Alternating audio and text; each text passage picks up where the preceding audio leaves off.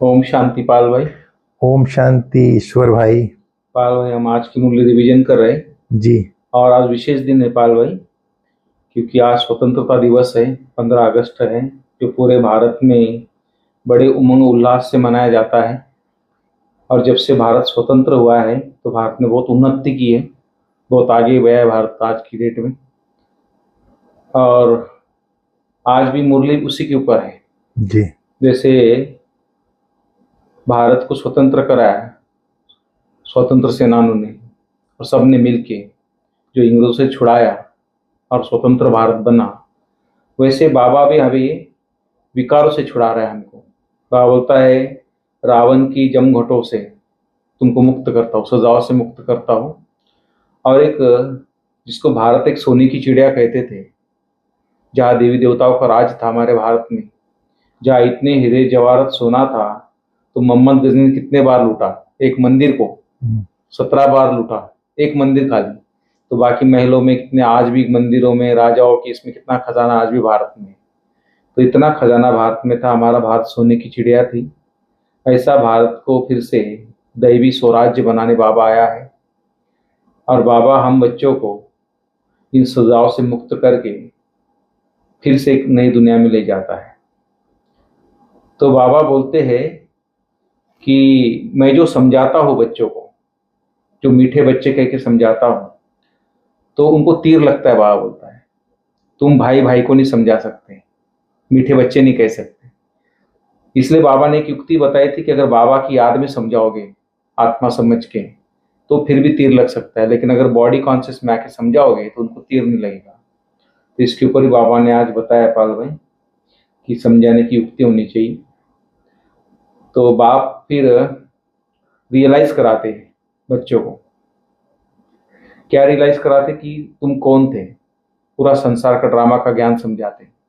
आज तो एक वो वंडरफुल बात बाबा ने की, बोले तुम्हारे ऊपर भी मुकदमा चलना चाहिए बोले। सर्वव्यापी क्या है ना बाबा को, बोले अगर दुनिया में अगर किसी के ऊपर मानहानि किसी की करते हैं, तो निंदा करते हैं, तो उसके ऊपर भी केस चलती बोले, तो तुम्हारे ऊपर भी केस चलनी चाहिए बोले, बाबा आज बोलता है।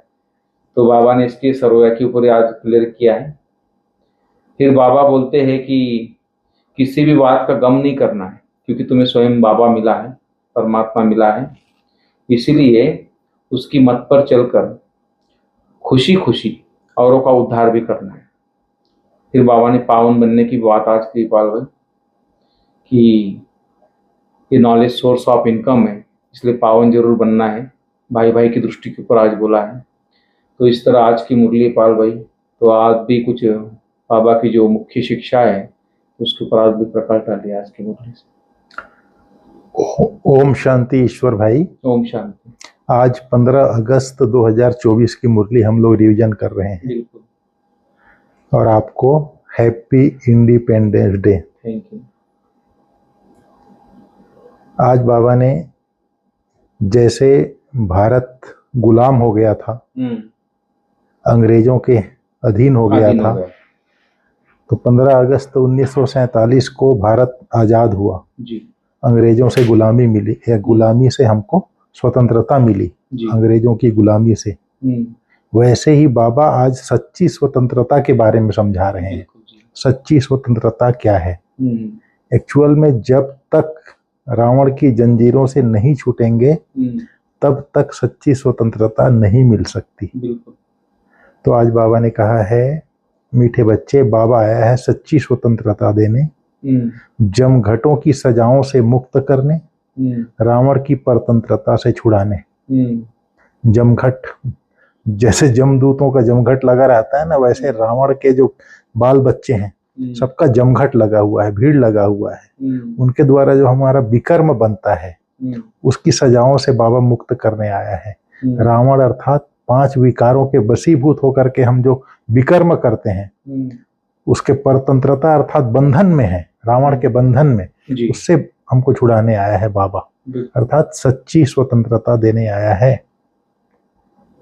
फिर बाबा ने कहा है आज स्वतंत्रता के बारे में बहुत डिटेल में बाबा ने समझाया है। बाबा ने कहा, बाप आकर स्वतंत्रता देते हैं, रावण की परतंत्रता में दुख बहुत है, अपरम अपार दुख है। बाप के राज्य में हम कितना स्वतंत्र होते हैं, कब? जब सतयुग होता है। स्वतंत्रता उसको कहा जाता है जब हम पवित्र देवता बनते हैं, तो रावण राज्य से छूट जाते हैं, अर्थात रावण के परतंत्रता से छूट जाते हैं। सच्ची स्वतंत्रता बाप ही आकर देते हैं। अभी तो पराये राज्य में दुखी हैं, रावण राज्य में। स्वतंत्रता मिलने का यह पुरुषोत्तम संगम युग है। समझ में आया? स्वतंत्रता पुरुषोत्तम संगम युग में ही मिलती है। वह तो कहते हैं फॉरेन गवर्नमेंट गई तो हम स्वतंत्र बन गए। बाबा कहते हैं अब तुम जानते हो, जब तक पावन नहीं बने हैं तब तक स्वतंत्र नहीं कहेंगे। फिर जमघटों की सजाएं खानी पड़ेगी अगर पावन नहीं बने तो, पद भी भ्रष्ट हो जाएगा। बाप आते हैं घर ले जाने के लिए, वहां सब स्वतंत्र होते हैं। फिर बाबा ने कहा है सबको यह बतलाना है कि तुम रावण की जेल में पड़े हो। कहते हैं स्वतंत्रता मिले, परंतु वास्तव में स्वतंत्रता किसको कहा जाता है यह कोई जानता नहीं। रावण की जेल में तो सब फंसे हुए हैं। अभी सच्ची स्वतंत्रता देने के लिए बाप आए हैं, फिर भी रावण की जेल में बाबा जो है सच्ची स्वतंत्रता देने के लिए आए हैं। उसके बावजूद फिर भी रावण की जेल में परतंत्र अर्थात रावण के बंधन में आकर के रावण के वशीभूत होकर के पाप करते रहते हैं। सच्ची स्वतंत्रता कौन सी है यह मनुष्यों को बतलाना है। तुम अखबार में भी डाल सकते हो, यहाँ रावण के राज्य में स्वतंत्रता थोड़े ही है। तुमको स्वतंत्रता है कहाँ? तुम तो रावण की जेल में पड़े हो। बाबा ने कहा यह स्वतंत्रता तो रावण की जेल में पड़े हो तो यह स्वतंत्रता हुई क्या? स्वतंत्रता तो तुमको बाप दे रहे हैं, रावण की जेल से स्वतंत्र कर रहे हैं। तुम जानते हो वहां हम बड़े स्वतंत्र बड़े धनवान होते हैं। कहाँ? सतयुग में। किसकी नजर भी नहीं पड़ती वहां। पीछे जब कमजोर बने तब सबकी नजर पड़ी तुम्हारे धन पर। जब द्वापर युग शुरू होता है, सोमनाथ का मंदिर बनता है और वहां पर जब रावण की प्रवेशता हो जाती है, लेकिन रावण की प्रवेशता वहां पर भी नाम मात्र की होती है, लेकिन फिर भी रावण की प्रवेशता होते ही आत्मा कमजोर पड़ जाती है, आधा पावर चला जाता है, 16 कला से 8 कला हो जाती है। तब बाबा कहते हैं तुम्हारे ऊपर नजर पड़ी तुम्हारे धन पर, तब सबकी नजर पड़ी। मोहम्मद गजनवी ने आकर मंदिर को लूटा तो तुम्हारी स्वतंत्रता पूरी हो गई अर्थात खत्म हो गई। रावण के राज्य में परतंत्र बन गए। अभी तुम पुरुषोत्तम संगम युग पर हो, अभी सच्ची स्वतंत्रता को पा रहे हो। वह तो स्वतंत्रता को समझते ही नहीं। तो यह बात भी युक्ति से समझाना है, जिन्होंने कल्प पहले स्वतंत्रता पाई है वही मानेंगे।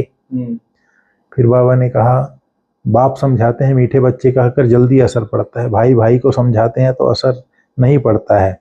फिर बाबा ने कहा है अज्ञान काल में भी बाप की समझानी और भाई की समझानी में फर्क पड़ता है। भाई का इतना असर नहीं पड़ता जितना बाप का असर पड़ता है। बाबा ने कहा मैं तुमको पावन बनाने आया हूँ। तो बाप कहते हैं मुझ अपने बाप को याद करो, तुमको शर्म नहीं आती है, घड़ी घड़ी भूल जाते हो। ये शब्द बाप ही कह सकता है, भाई भाई को नहीं कह सकता। इसके लिए बाबा ने कहा है बाप डायरेक्ट कहते हैं तो वह असर जल्दी पड़ता है। बेहद का बाप कहते हैं यह जन्म एक जन्म निर्विकारी बनो तो 21 जन्म निर्विकारी बन पवित्र दुनिया का मालिक बनेंगे। यह नहीं मानते हो?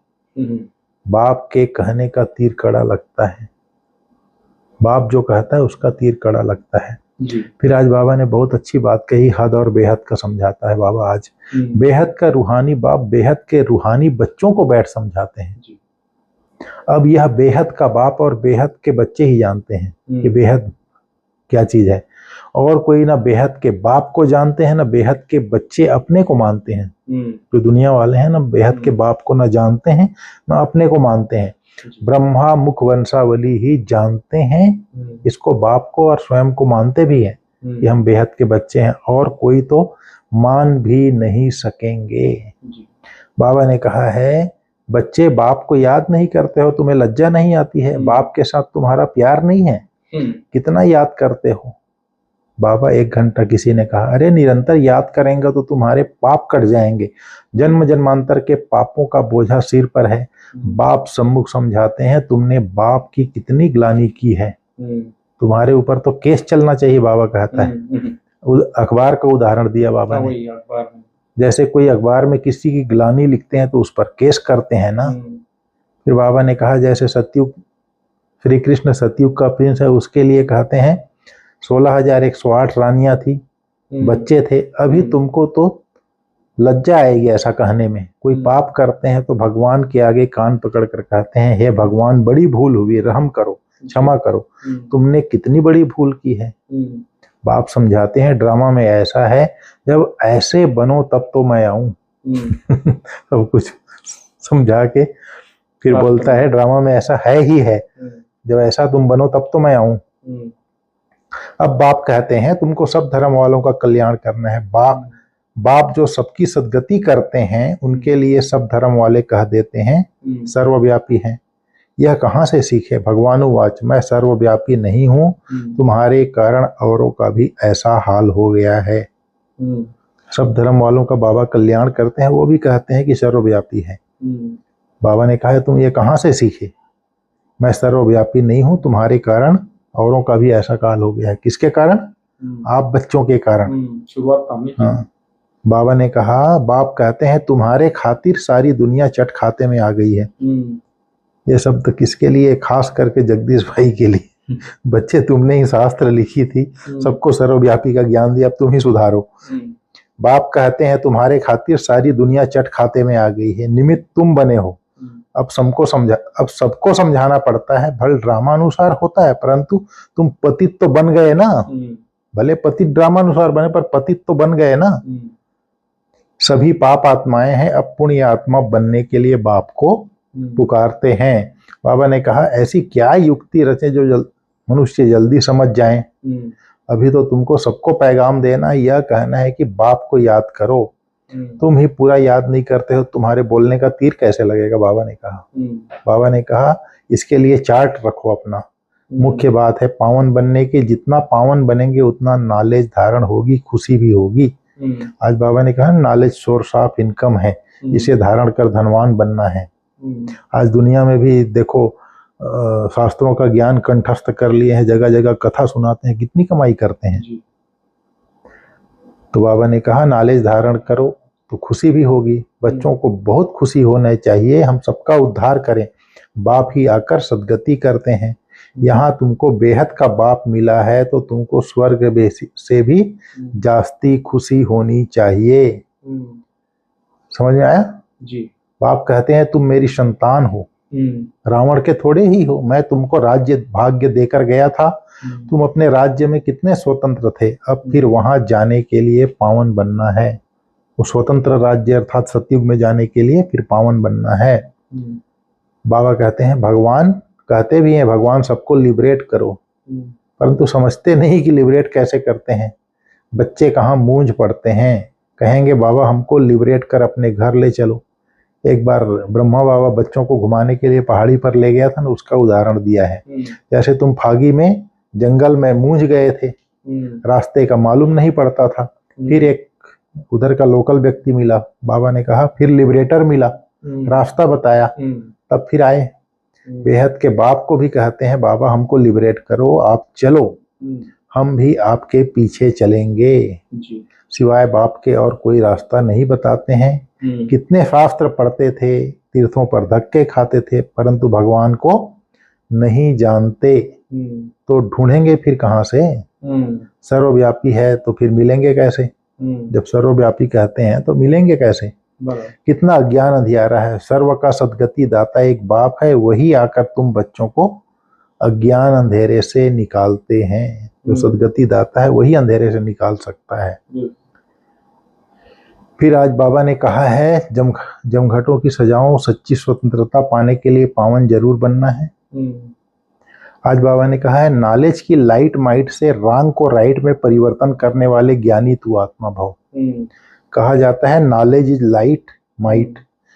जहाँ लाइट अर्थात रोशनी है कि ये रॉन्ग है, ये राइट है, ये अंधकार है, ये प्रकाश है, ये व्यर्थ है, यह समर्थ है, तो रांग समझने वाले रांग कर्मों व संकल्पों के वशीभूत नहीं हो सकते। जो जानता है रांग और राइट को, और रांग संकल्पों के और कर्मों के वशीभूत नहीं हो सकता। ज्ञानी तू आत्मा अर्थात समझदार, ज्ञान स्वरूप, कभी यह नहीं कह सकते कि ऐसा होना तो चाहिए लेकिन हो गया, ऐसा नहीं कह सकता। लेकिन उनके पास रांग को राइट में परिवर्तन करने की शक्ति होती है। रांग से बचने की उनके पास शक्ति होती है, रांग को राइट में परिवर्तन करने की शक्ति होती है। आज बाबा ने स्लोगन में बोला है, जो सदा शुभ चिंतक और शुभ चिंतन में रहते हैं वह व्यर्थ चिंतन से छूट जाते हैं। जी बिल्कुल। शुभ चिंतन और शुभ चिंतक है वो व्यर्थ चिंतन से, पर चिंतन से छूट जाते हैं। स्वचिंतन करना ही शुभ चिंतक बनना है। जी। स्वचिंतन करना उन्नति की सीढ़ी है और पर चिंतन, व्यर्थ चिंतन पतन की जड़ है। तो इसलिए आज बाबा ने कहा, जो सदा शुभ चिंतक और शुभ चिंतन में रहते हैं वह व्यर्थ चिंतन से छूट जाते हैं। ओम शांति। ओम शांति।